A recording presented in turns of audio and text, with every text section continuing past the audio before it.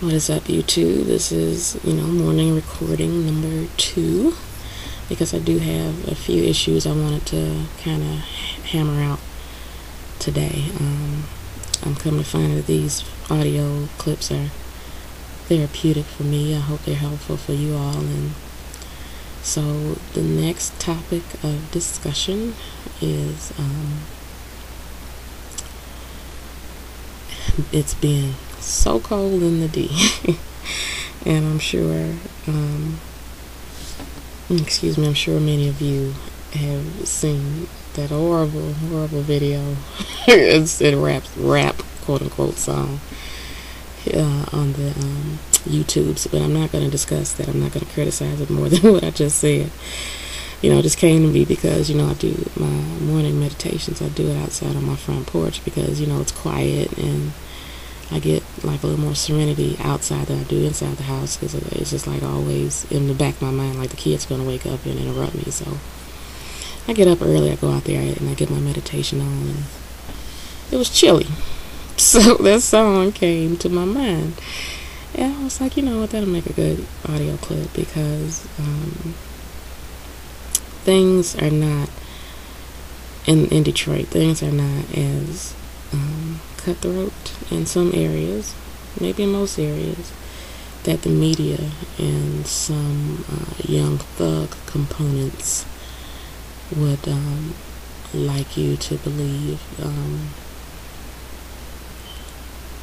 And it's especially that young thug component that worries me. One of my friends who works for our great city sent me a YouTube, supposedly a documentary, and it's just these young black men who's supposed to be thugs. They grew up thug life, in Detroit all their lives. That's all they know. And how it was presented was like pretty much that's all there is, just drugs, sex, and the game. And they got these little skits where they supposed to be shooting at each other, and I'm like, he was like, these dudes is really in the game. How they got time to be making a video, making a movie? I said, yeah, and I mean, they shooting at each other, guns look real, but the gunfire looked like it was some cap spark shit, It's like, y'all acting, that shit is Hollywood. That's not gangster. So it's kind of some smoke and mirrors going on with that.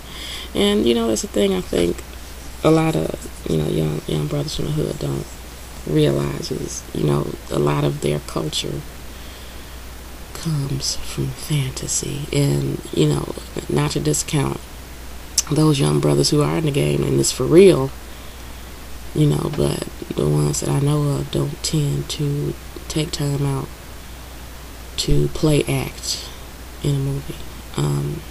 But maybe I'm ignorant on that.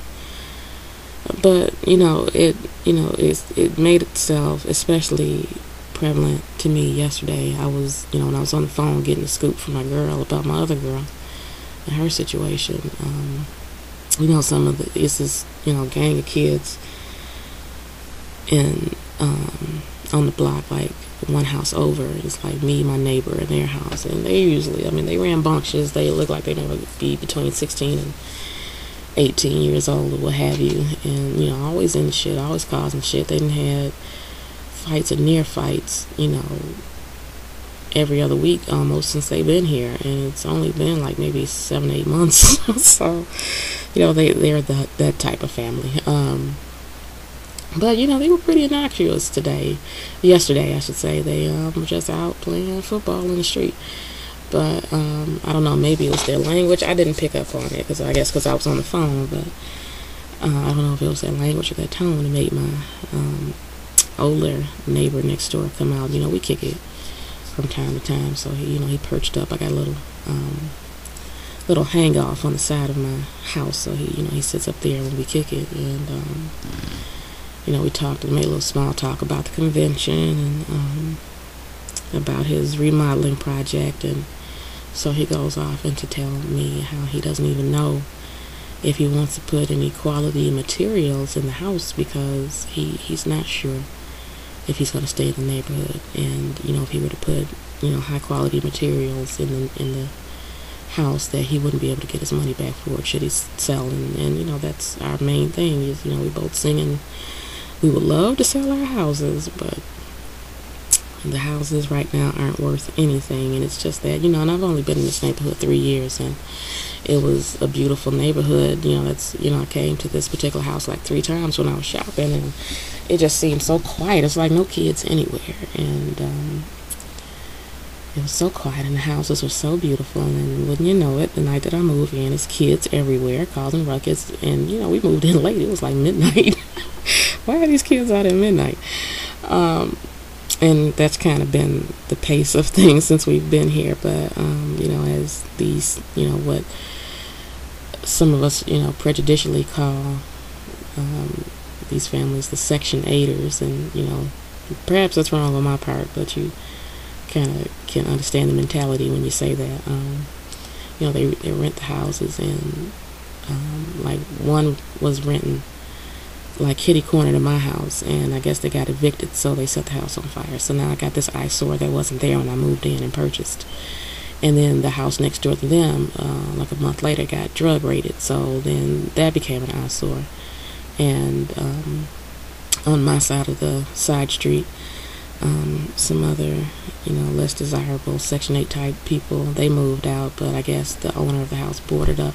So it's nothing wrong with the house, but scavengers, they know you move, so they come in and strip the house, so they kind of boarded up the windows, and so that's another eyesore. So now the neighborhood is becoming not what I bargained for, so I wouldn't mind moving,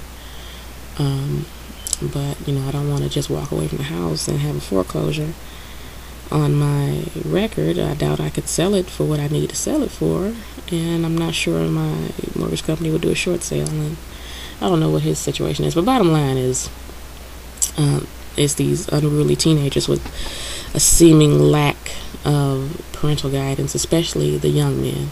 The young women, they're becoming bad too, don't get me wrong. I mean, they are almost neck and neck with these dudes, but it seems like it's the young men that is kind of propagating this mentality of hood griminess, and it's like the grimier you are, the harder you are, the more validated you are, and the more that you shun education and doing what is right, the more respect you get, and that seems to be the running theme and the thing to do.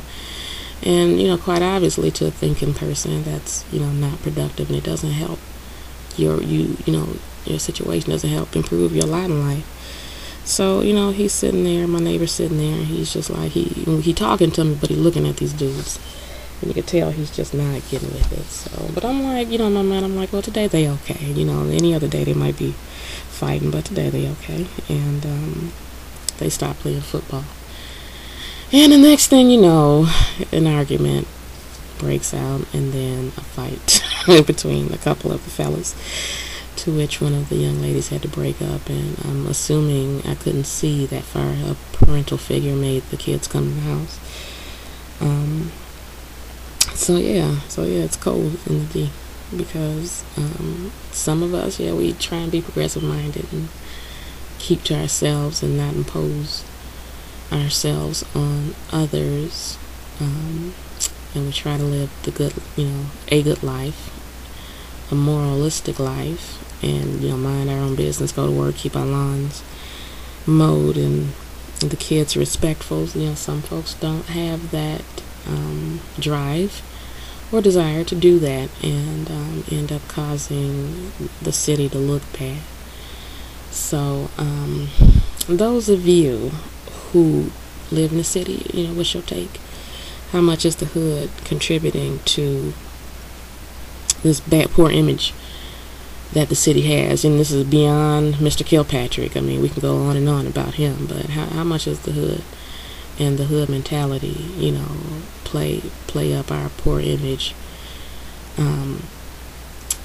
How much do those of us who are, trying to get out and seeming to not help things, how much is that, how much of an impact does that play? And for those of you who may be listening who are not from Detroit, how much do media images play in your assessment of the state of the city if you've never been? So I'm almost up on 10 minutes. So those are my questions. Please drop me a note, either a comment here or an email, and I look forward to hearing from you.